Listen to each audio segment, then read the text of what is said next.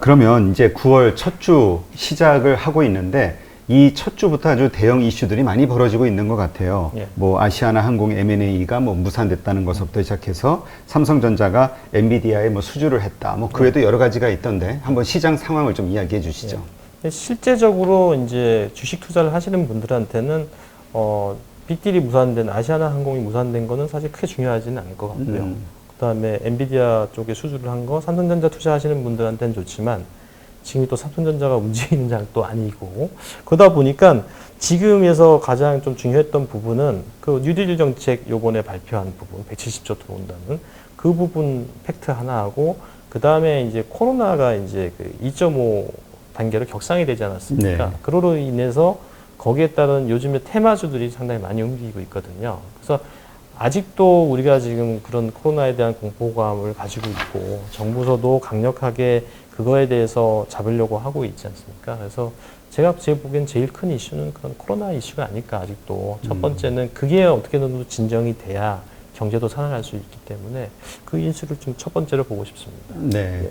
근데 이게 진정이 될까에 대해 예. 그 의문 부호를 찍는 분들이 상당히 많이 있거든요. 예. 오히려 세계적으로 더 2차 겨울 10월, 11월 가면서 확산이 되지 않을까 이렇게 해서 예상하시는 분들이 많던데요. 예. 그러니까 제 개인적인 생각입니다. 근데 이제 보통 코로나에서 팬데믹이라고 하잖아요. 2차 팬데믹이라는데 우리나라가 이렇게 뭐 20명대에 있다가 갑자기 400명까지 올라갔잖아요. 근데 그거를 팬데믹이라고 보지는 않습니다. 2차 팬데믹이라는 거는 변종을 얘기하거든요. 그럼 코로나에서 새로운 변종이 나오는데 지금 특히 9월, 10월이 이제 독감 주사를 한참 맞을 시즌이고요.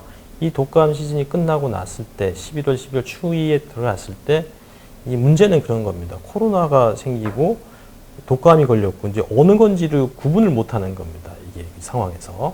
그러면은 뭐 코로나 검사도 받아야 되고 독감 검사도 받아야 되고. 그래서 지금 뭐 기회가 되시면은 빨리 이제 독감 주사를 많이 맞으시는 게 좋을 것 같고요.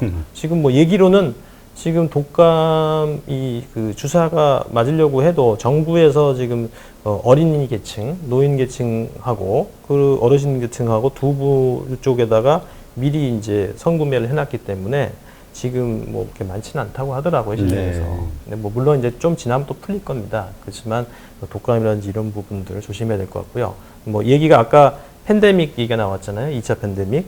근데 2차 팬데믹이 됐을 때는 어떤 변종이 생기면서 진짜로 위험한 거는 지금은 우리가 코로나라고 해도 치명률 자체가 2%대 이하니까 이 정도면 독감 수준인데 단 이 확산 속도라든지 걸렸을 때 후유증이라든지 이런 게 더 너무 컸기 때문에 사람들이 두려움을 많이 갖고 있는 거고요.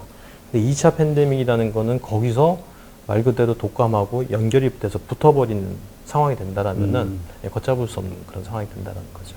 근데 진짜 말씀하신 대로 독감, 코로나가 아니라 그런 감기만 걸려도 참 골치 아플 것 같아요. 왜냐하면 네. 모르니까 네. 그 일단 검사를 받아봐야 될 거고 활동을 자제해야 될 거고 주변 사람들도 역시 그게 또 놀래가지고 또 같이 자가격리 비슷한 어떤 일들이 벌어지기 때문에 혼란이 좀 있겠네요.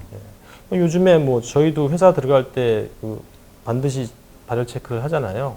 그럼 잠깐만 열만 떠도 회사에 못 들어갑니다. 그냥 그 앞에서 이거 어떻게 되지라고 생각을 해야 되니까 그러면은 뭐 바로 보건소를 가든지 해서 검사를 받아라라고 이렇게 얘기를 하고 있을 정도니까 뭐 조금만 열이 뜨거나 그럼 우리 일반 감기들도 그렇지 않습니까? 뭐 기침 나오는 거 당연한 거고 옆에서 기침 한 번만 하면 모든 사람이 다 쳐다보는 그런 시기이기 때문에 그렇죠. 예, 사실 상당히 조심을 해야 되죠. 네. 예, 예. 사실 내가 걸리는 것보다도 제일 두려운 게 그 사실을 이제까지 만났던 모든 분들에게 이야기하면서 모두가 공포에 빠지는 그 상황. 너무 미안하죠, 그게. 저도 뭐 얼마 전에 그랬습니다. 뭐 친구가 장례식장에 갔다 왔는데 거기서 확진자가 생긴 거예요. 장례식장에서 장주했던 사람들이요. 그러니까 자기가 일주일 전에 갔다 왔는데 저도 이제 점심을 하고 같이 먹었었는데 전화가 온 거예요. 그래서 어휴, 야, 너 큰일 났다 하더니 대기를 해라. 그래서 저도 회사에 얘기를 하고 하루를 안 나갔습니다. 그랬는데 다행히 이제 음성이 나와서. 근데 그 하루가 정말 이렇게 걱정이 많이 되더라고요. 그렇죠. 있는데. 근데 그 검사하고 하루면 다 결과가 나오나요? 예, 하루면 나옵니다. 아, 그렇군요. 예. 네, 이렇게 정말 아주 큰 그 부정적인 이슈인 코로나 확진, 이 그 사항이 있는데 또 호재도 있잖아요. 예, 예. 네, 호재라고 하면은 이제 그 끊임없이 사주고 있는 개인 투자자들의 네. 순매수 규모 이거인 것 같은데 이거와 관련해서 한번 좀 설명을 해주시죠. 개인에 대한 순매수 부분이요. 네. 지금의 개인, 그러니까 아까도 현명한 개인이라고 말씀드렸잖아요. 코로나가 3월 19일 날 터져서 주가 지수가 1450까지 확 내려왔었어요.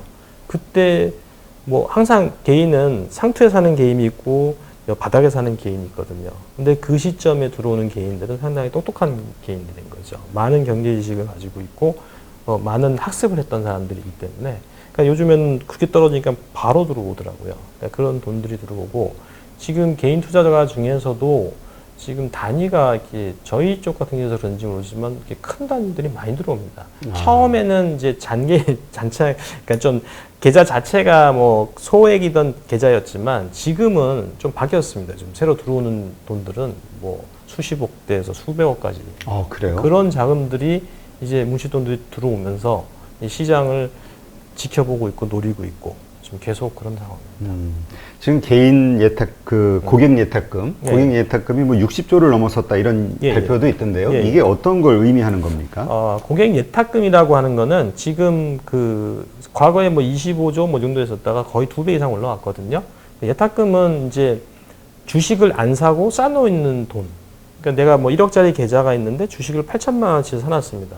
그럼 나머지 2천만 원은 그냥 일반 그 주식 계좌에 남아 있거든요. 그게 이제 예수금 예탁금이라고 그러죠. 그것들을 모아놓은 거죠. 네. 그러니까 그 60조라는 자금이 있다라는 거는 60조 원어치 살 수 총알이죠. 있는 총알이라는 얘기네요. 예, 예. 그게 규모가 평소에 비해서 많은 건가요? 적은 건가요? 많이 늘어났죠. 그러니까 보통 이제 20조 대 뭐 이렇게 있었다가 지금 60조대까지 가면은 근데 또 그만큼 단타를 많이 치는 경우도 있어요. 그러냐면 돈이 그만큼 많이 남아 있다는 얘기는 주식을 많이 팔았을 때 그 돈들이 또 들어오잖아요.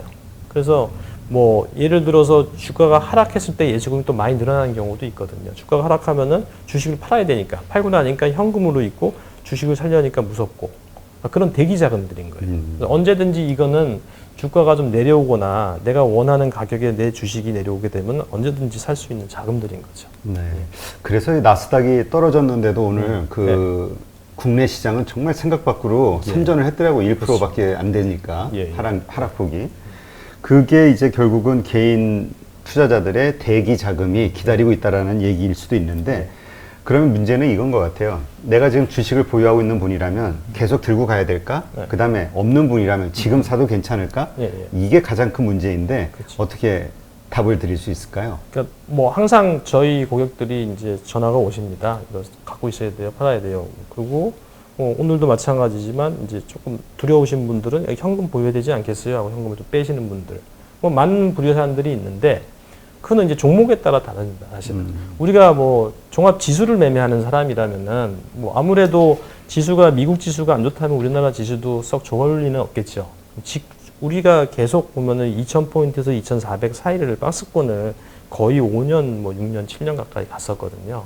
그러니까 그 박스권에 맞게 매매를 하면 되는 거고 지금 가지고 있는 종목이 어떤 종목이냐에 따라서 차이는 있어요. 아까 얘기했던 그 미국의 기술주나 팡주 같이 좀 너무 급등해서 올라가서 언제든지 그 기관이나 외국인이 차익 실현할 수 있는 타겟이 되는 종목들 조금 그 우량주들 좀 큰 종목들 같은 경우는 약간 비중을 줄여놓는 게 낫겠죠.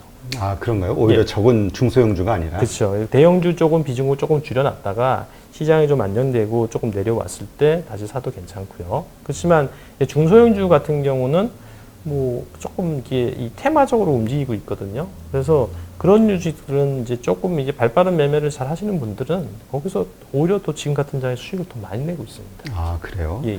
그러면 그 가장 궁금한 게 지금 이제 사도 되는가? 그 이제까지 장을 바쳐왔던 동학개미들 그들이 정말 돈이 얼마나 뭐 아까 60조가 다 그들의 돈인 거는 아니잖아요. 어느 정도 남아 있을지 그리고 그런 상황에서 지금 우리가 들어가도 되는 것인지 들어간다면 어느 섹터로 가야 될지. 그럼 큰 그림을 먼저 그릴게요.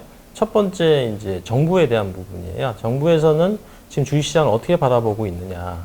그래서 과거에 한 3년 동안 뭐 부동산에 의해서 주가가 집값이 많이 올라왔잖아요. 근데 그렇지만 그 집은 팔거나 사거나 이렇게 해서 이게 경제를 일으키거나 이런 쪽이 아니잖아요. 그렇죠. 그러다 보니까 그 돈들이 지금 뭉쳐 있는 상황에서 그럼 이거 탈출구를 만들어줘야 되는 거거든요. 근데 지금 뭐 170조 뉴딜도 결국은 보면은 그 ETF라든지 뭐 그런 걸 통해서 만든다고 하거든요.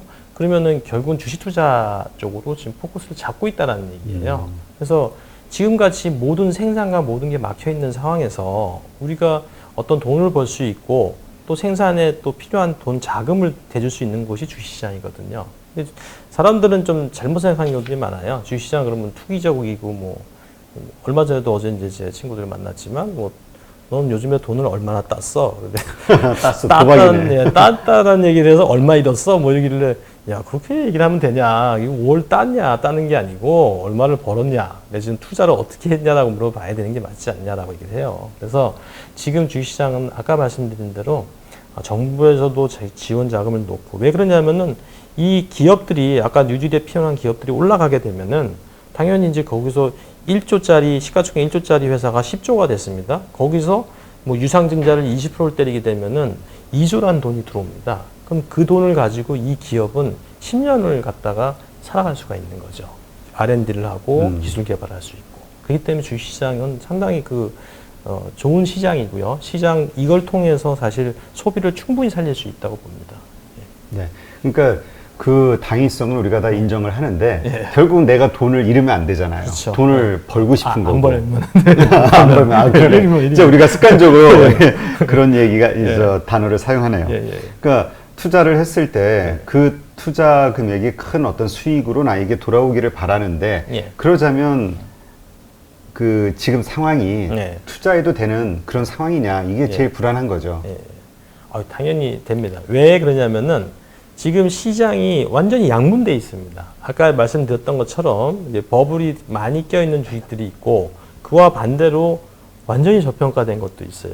예를 들면은 뭐 어떤 종목들은 지금 PER이 2배, 지금 우리나라 평균 PER이 한 17배 정도 됩니다. 그럼 삼성전자를 기준으로 했을 때요. 과거에는 한 10배지만 17배 정도 되고 있는데 거기인데 지금 이 주식은 뭐 시가총액이 1,000억인데 뭐 1년에 500억, 600억을 벌어들이고 있어요. 그러면 이거는 이해가 안 되는 주식이거든요. 근데 그런 주식들이 아직도 많습니다. 그래서 그런 주식을 이제 장기 투자를 하시는 분들은 그런 주식을 그냥 이럴 때 주수면 돼요. 그게 가치 투자 아닌가요? 네, 그렇죠. 주수면 돼요. 근데 이걸 주워놓고 이게 보니까 옆에 거는 뭐 갑자기 상한가하고 막 이러니까 못 버티는 거예요. 고객들이. 그러니까 못 버티고 팔아버리고 다시 딴 데로 넘겨가는 건데 지금에서도 상당히 저평가되어 있고 싼 주식들은 많습니다. 언제든지 살 주식은 많이 있고요. 그 많이 위에서 고점에 있는 종목들을 이제 내가 어떻게 컨트롤할 것이냐 그 부분이 조금 문제가 될 수 있겠지만 살 주식은 많습니다. 네. 이제까지 그 장을 끌고 온 게 이제 언택이라는 화두로 키워드를 가지고 이제 많은 기업들이 이렇게 성장을 해왔잖아요. 그 상승을. 그러면 지금 이 시점에서 그러한 기업들 성장주에 들어가는 게 맞습니까? 아니면 다른 섹터에 어떤 뭐 추천하실 만한 섹터가 있나요? 저는 이제 제가 원칙으로 하는 게 있는데요. 골드만사스의 그 운용의 투자 원칙 중에 하나입니다.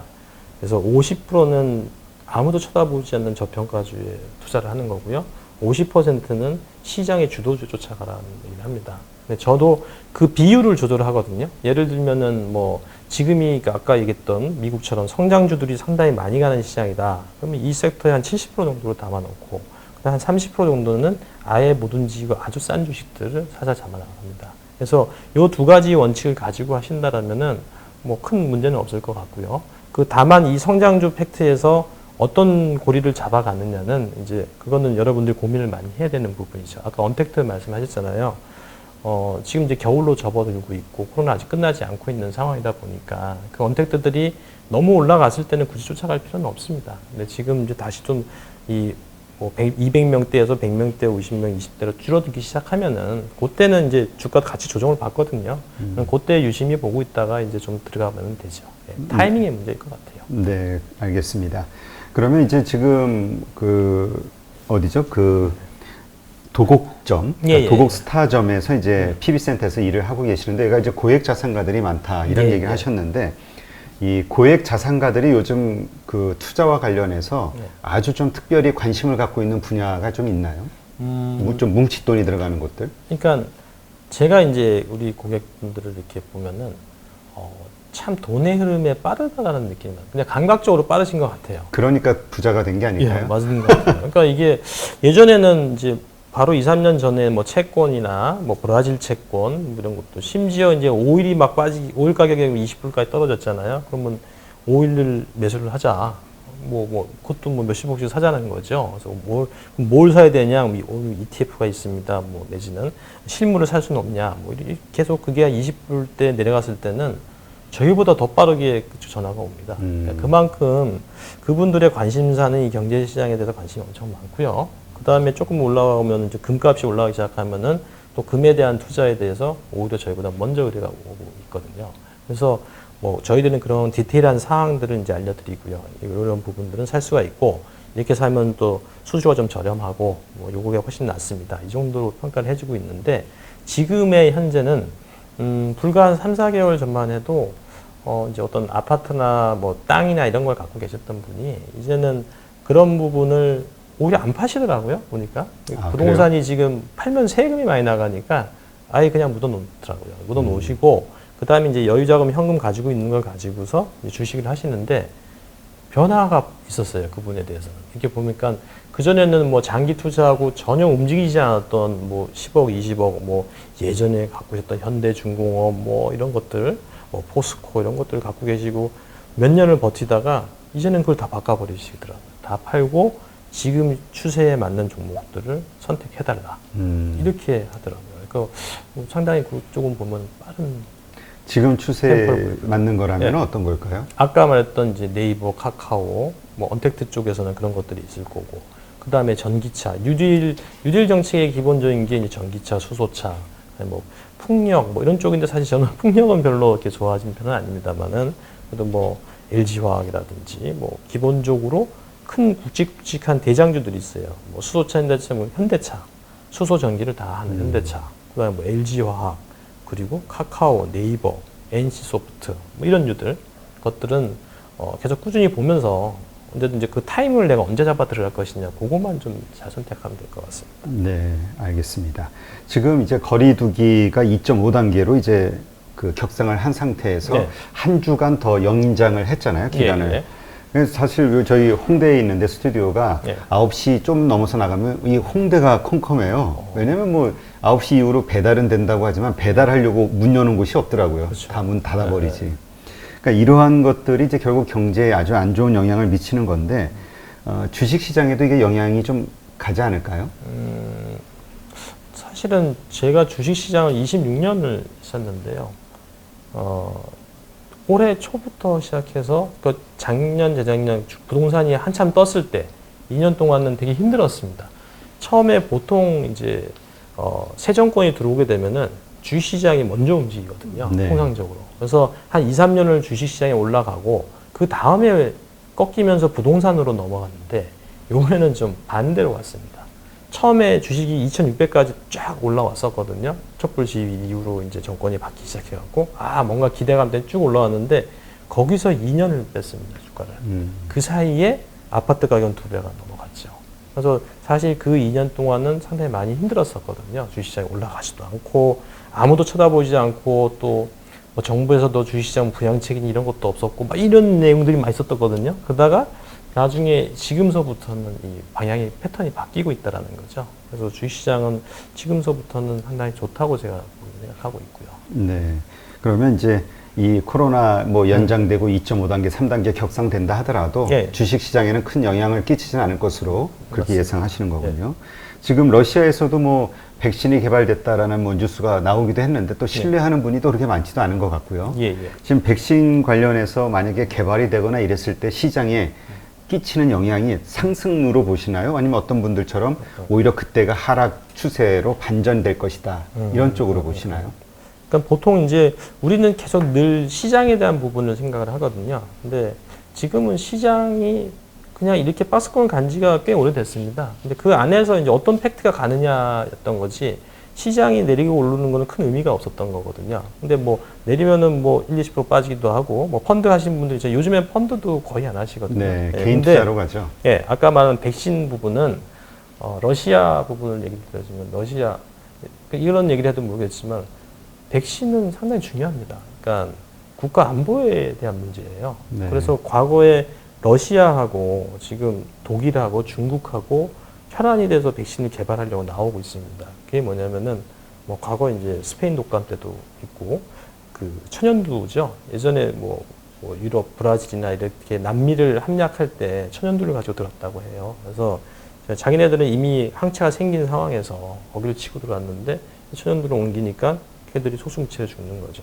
뭐 예전에는 뭐 그 패스트균이 있는 시체를 갖다가 성으로 안으로 집어던지고 뭐 이런 과거의 시간들이 있잖아요. 그래서 지금 같은 이런 백신에서 먼저 그 백신을 개발하는 나라가 앞으로 경제 활동을 제일 먼저 시작할 수 있다는 거예요.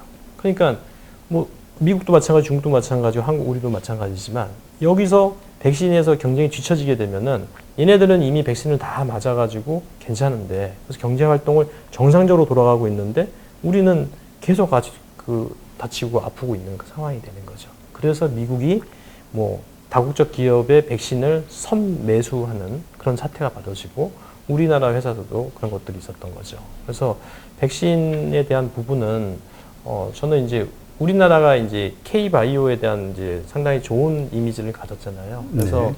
지금 실제로 그 한국의 이제 기술력이나 의술이 여러분들도 아실지 모르겠지만은 상당히 이제 좋은 평가를 받고 있는 건 사실입니다. 정말로요. 왜냐하면은 그 잘났던 미국이나 이런 나라들도 결국은 지금 코로나로 인해서 수십만 명이 죽어가고 있는 상황이고요. 중국도 바이오를 3대 굴기로 했었는데 그게 터지자마자 우한폐렴 터지자마자 그냥 바로 무너지는 모습을 보였고요. 그렇다고 유럽도 되게 우리 보기엔 선진국이라도 의료세계 잘 됐을 텐데 했는데 떡 그냥 터지니까 뭐 치명률이 12%, 14% 넘어가 버리니까 이거 뭐냐라는 게 됐던 거고. 그래서 우리는 지금 절호의 기회입니다. 우리나라에서 백신이나 치료제가 나온다라면은 세계적으로 한번 도약할 수 있는 그런 시점이라는 거죠. 네. 그러면 어쨌건 이 백신이 나오면은 그 시장의 주가에는 그 어떤 영향을 미칠까요? 상승, 하락? 아까 얘기했듯이 백신이 나오게 되면은 종목으로 여러 가지가 있겠죠. 그러니까 경기 관련주들은 살아나겠죠.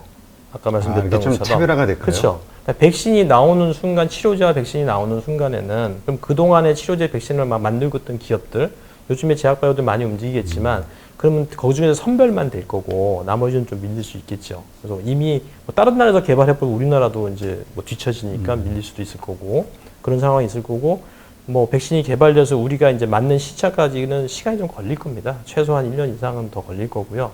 그렇게 돼서 맞게 된다라면은 뭐 예를 들어서 좀 경제 활동이 다시 재생산된다라면은 뭐 그동안에 못 떴던 비행기도 뜰 거고 그 안에서 이제 소비도 일어날 거고 모든 사람들이 만나서 술도 마실 수 있을 거고 그러면 소비재부터 모든 경기 관련주는 살아나겠죠. 그리고 반대로 지금 떴던 언택트 관련주나 이런 것들은 조금 조정으로 들어갈 거고 그 두 팩트를 보시면 될 것 같습니다. 네, 알겠습니다.